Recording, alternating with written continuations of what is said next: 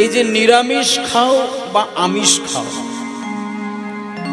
তুমি নিরামিষ খাবে কি আমিষ খাবে, কি প্রসাদ গ্রহণ করবে, এই বিষয়টা ওপরের দিক থেকে বিচার করলে হবে না। যারা সাধকগণ, যারা মুনি ঋষি, তারা কিন্তু বিশ্লেষণ করে দেখেছেন যে এই নিরামিষ আর আমিষ এটা কিন্তু মূলত দেহ আর মনের দিক থেকে পরিষ্কার থাকার একটা কৌশল। আপনি যদি নিরামিষ আহার করেন তাহলে সেখানে সাত্বিক গুণ ক্রমশ বৃদ্ধি পায় যদি নিরামিষ ভক্ষণ করেন। আর যদি আমিষ আহার করেন সেখানে আপনি ভগবানকে মানেন কি না মানেন ওটা নিয়ে এখানে বিষয় নয়। স্বামী বিবেকানন্দ তিনি কিন্তু আমিষ আহার ভক্ষণ করতেন। স্বামীজি যেদিন জগৎ ছেড়ে চলে যায়, স্বামীজিকে তো সবাই ভালোবাসতেন তা নয়, রামকৃষ্ণদেবকে সবাই ঠাকুর বলে মনে করেন তা নয়, চৈতন্য মহাপ্রভুকে সবাই ভগবান বলে মনে করেন তা নয়।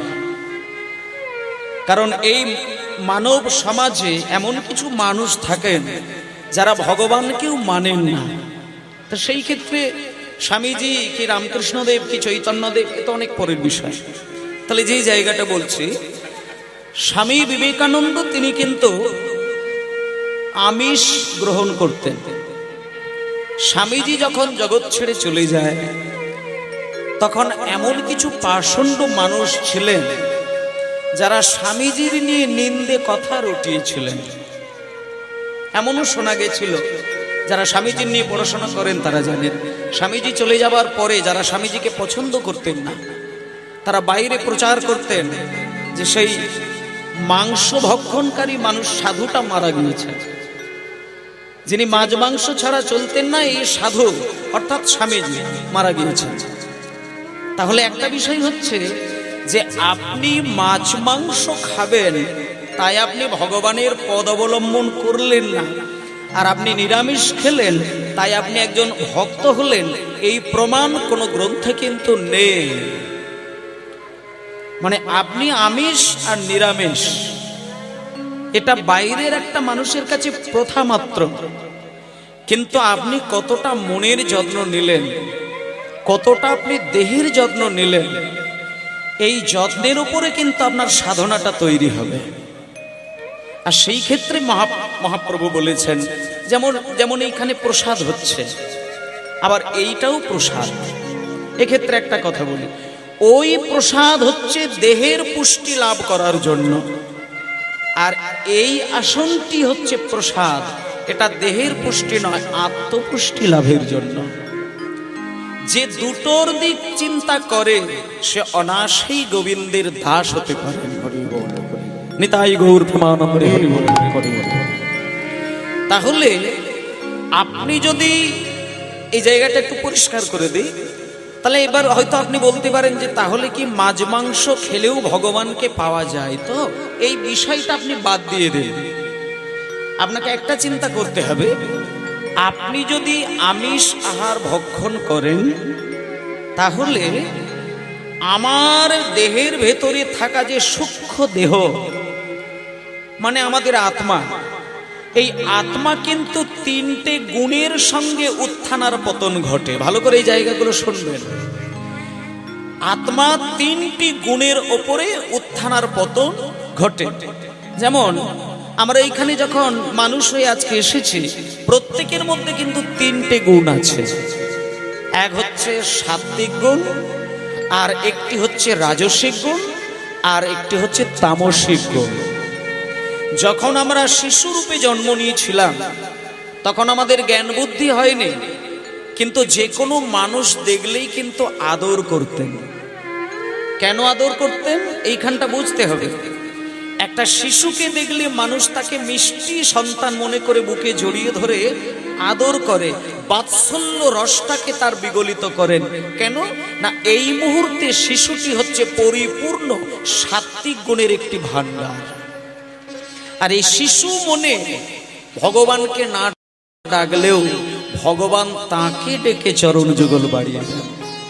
তাহলে আপনি যদি মাছ মাংস ভক্ষণ করেন, তাহলে আপনার ওই জন্মের সময় যে হৃদয়ের মধ্যে থাকা যে সাত্ত্বিক গুণ, এটা উধাও হয়ে গিয়ে আপনার রাজসিক গুণ আর তামসিক গুণটা তখন উপরের দিকে উঠে যায়।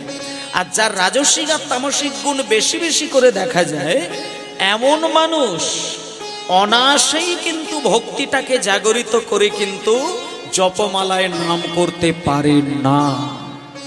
কারণ আপনি যদি মন্দিরে বসে ভগবানের নাম করার জন্য মনটাকে নামের মধ্যে দিতে চান, আপনি যদি বেশি বেশি করে ওই রাজসিক তামসিক গুণে জর্জরিত হয়ে থাকেন, আপনার নাম হয়তো চলবে, মন কিন্তু অন্যদিকে চলে যাবে।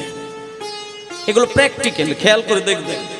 ঠাকুর ঘরে নাম করছেন, তখন মনের মধ্যে যত নোংরা চিন্তাটা আপনি চাইছেন না কিন্তু মাথায় চলে আসে। এর একমাত্র কারণ আপনি রাজসিক আর তামসিক গুণের প্ল্যাটফর্মে দাঁড়িয়ে রয়েছেন। তাই আপনাকে চিন্তা করার লাগে না, অশুভ চিন্তা আপনাকে স্মরণ করিয়ে দেয়।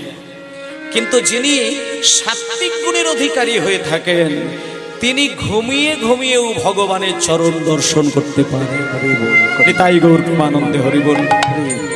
তাহলে একটা বিষয় হচ্ছে কি, যে আপনার আহার শুদ্ধি, আপনার চিন্তা শুদ্ধি আর আপনার বাক্য শুদ্ধি, এই তিনটে জিনিস যদি আপনি জীবনের মধ্যে প্রতিফলিত করতে পারেন, বাস্তবায়িত করতে পারেন, তাহলে ঠাকুর ঘরে যাবার প্রয়োজন হবে না।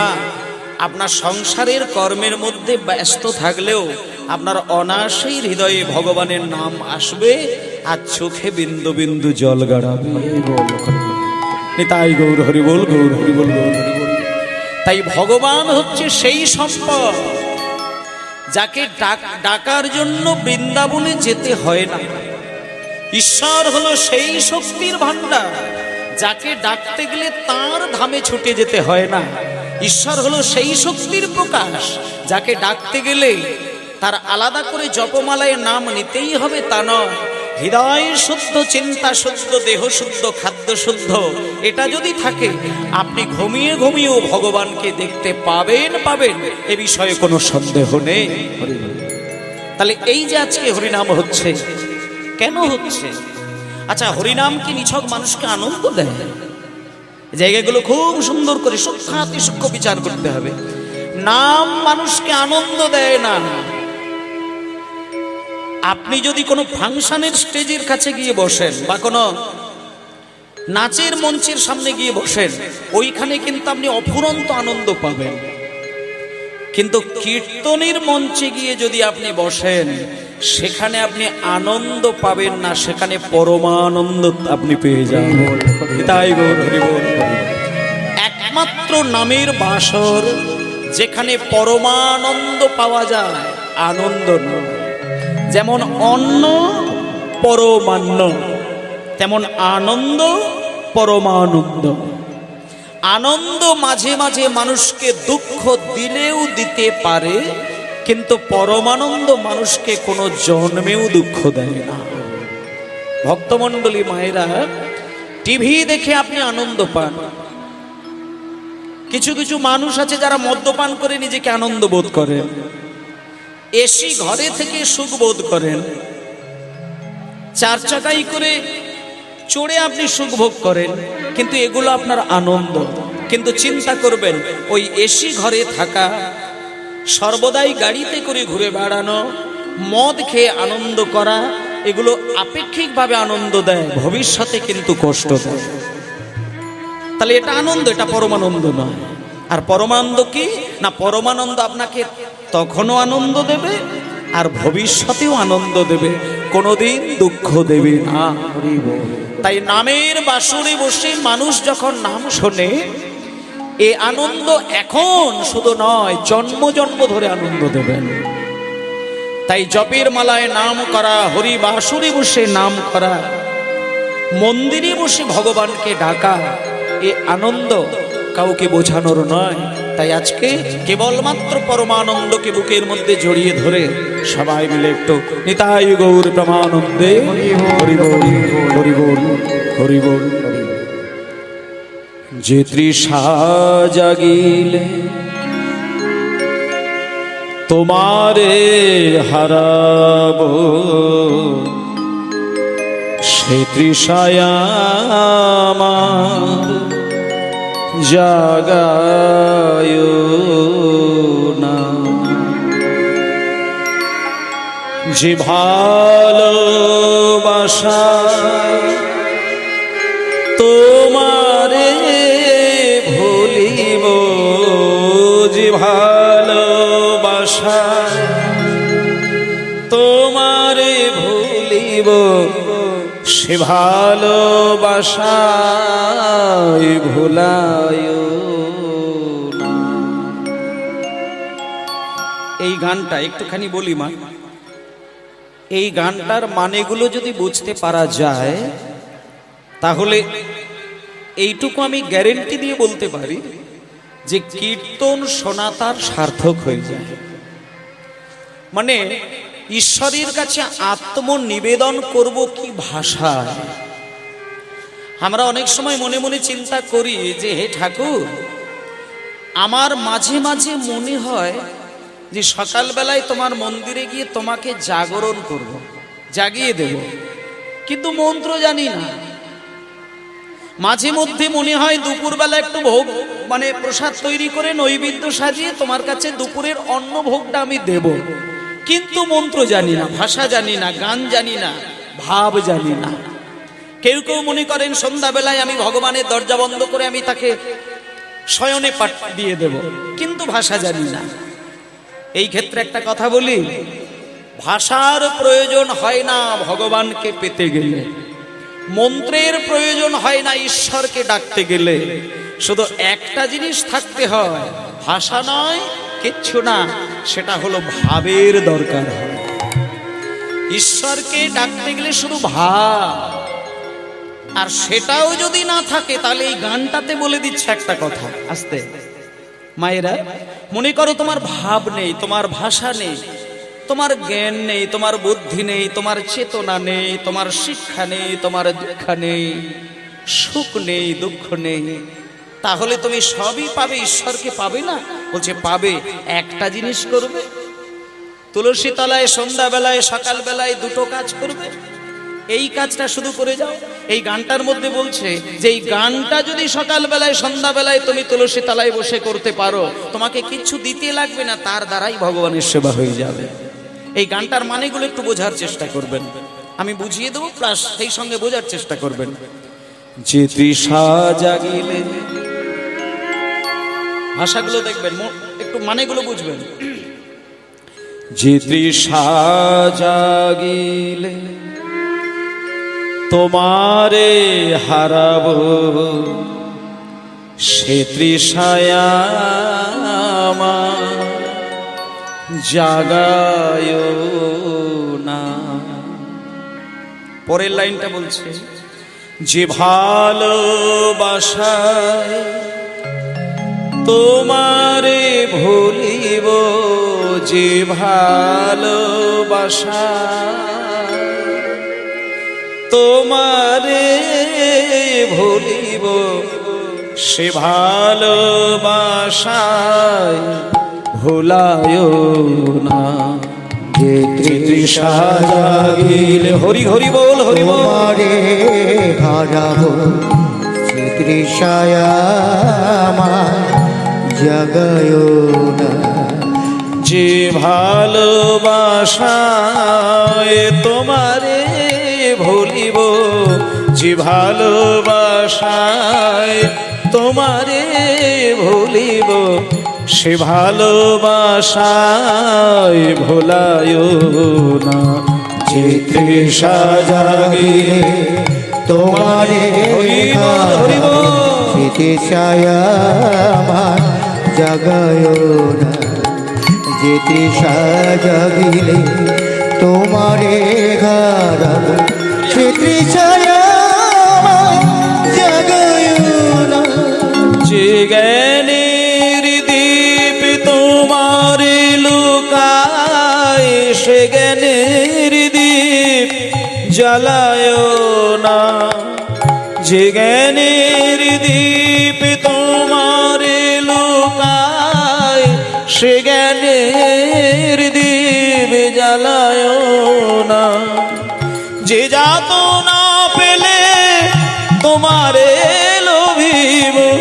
সে যাত না মোর হরিও না। যে যাতনা পেলে তোমারে লোভিব, সে যাতনা করিও না। যে যাত না পেলে তোমারে লোভিব, সে যাত না মোর হরিও না। যে যাতনা পেলে তোমারে লোভিব, সে যাতনা করিও না। ভক্তমণ্ডলী মায়েরা বলছে, যে তৃষা জাগিলে তোমারে হারাবো। কত মহামূল্যবান কথা দেখুন। এই কথাগুলো যদি মনের মধ্যে আমরা বারবার বাজাতে পারি না, তাহলে আলাদা করে ভগবানের মন্দিরে যাওয়ার প্রয়োজন হয় না। এগুলোকে বলে আত্মনিবেদনের গান। এই যে কীর্তন আসরে বসেছেন আপনারা, এর একমাত্র কারণ কোনটা? হরিমাসরে বসে হরিনাম শোনার একটাই মাত্র কারণ, সেটা হচ্ছে ভগবানের প্রতি আত্মনিবেদনের প্রকাশ। এটা মহাপ্রভু দিয়েছেন। চৈতন্য মহাপ্রভু চারিদিক থেকে বিচার বিশ্লেষণ করে দেখলেন যে সত্যযুগ পার হয়ে গেছে, ত্রেতা যুগ চলে গেছে, দাপর যুগ প্রায় 5000 বছর আগে শেষ হয়ে গেছে, এইটা কলিযুগ। আর কলিযুগের মানুষ ভগবানের চরণকে যতটা না কাছের মনে করেন, তার থেকে বেশি সংসারকে ভালোবাসে। এখন এই মায়াবদ্ধ প্রাণী ঈশ্বরকে ডাকার কথা বললে তারা হয়তো অনায়াসে ডাকতে পারবে না, তাহলে সেই ক্ষেত্রে কি করা যায়? তাই মহাপ্রভু সেটা চিন্তা করলেন যে কলির মানুষের ক্ষেত্রে কোনো কঠিন ধর্মের পথ যদি দেখানো যায়, তাতে কিন্তু মানুষ ধর্ম পালন করবেন না। তাই জন্য স্বামীজি এই জায়গাগুলো পরিষ্কার করে দিয়েছেন যে ওরে, তোরা যদি নিরামিষ খেতে কষ্ট বোধ করিস, তাহলে এখনই নিরামিষ খেতে হবে না, তোদের যে যা খেতে ইচ্ছে হয় খেয়ে যা, শুধু ঈশ্বরের চরণ ছেড়ে জীবনে কিছু করিস না। ঈশ্বরকে জড়িয়ে ধর, নামকে জড়িয়ে ধর, ধ্যান কর, জপ কর, তপ কর। যেদিন তোর হৃদয়ে আলো করে ভগবানের আলো আলোকিত হবে, সেদিন তোর জ্ঞানতা থেকে তুই ভগবানের জন্য নিজের আমিষ নিরামিষ সব নিজে বিচার করে নেবি। তাই আজকে তুমি কি করবে কি করবে না, সেটা ভগবানের কৃপাই ঘটবে। তুমি কোনটা খাবে কোনটা খাবে না, কোনটা ধরবে কোনটা ধরবে না, সব ঈশ্বরের কৃপা। তাই চলো আজকে এই গানের মধ্যে বলছে, যে তৃষা জাগিলে তোমারে হারাবো। ভগবানকে বলছে, হে ঠাকুর, যে পিপাসা, যে তৃষ্ণা, যে কামনা, যে বাসনা আমার হৃদয়ে জাগলে আমি তোমাকে হারাবো, তুমি দয়া করে আমার হৃদয় থেকে সেই কামনা বাসনাকে সরিয়ে দাও। তাই জন্য দেখুন কত সুন্দর বললেন, যে তৃষা জাগিলে তোমারে হারাবো, সে তৃষায় আমার জাগায় না। যে ভালোবাসায় তোমারে ভুলিব, যে ভালোবাসায় তোমারে ভুলিব, সে ভালোবাসায় ভুলায় না। যে তৃষা হরি হরি হরি বল।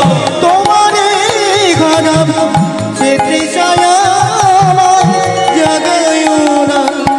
যে তৃষা জাগিলে তোমারে হারাবো, সে তৃষায়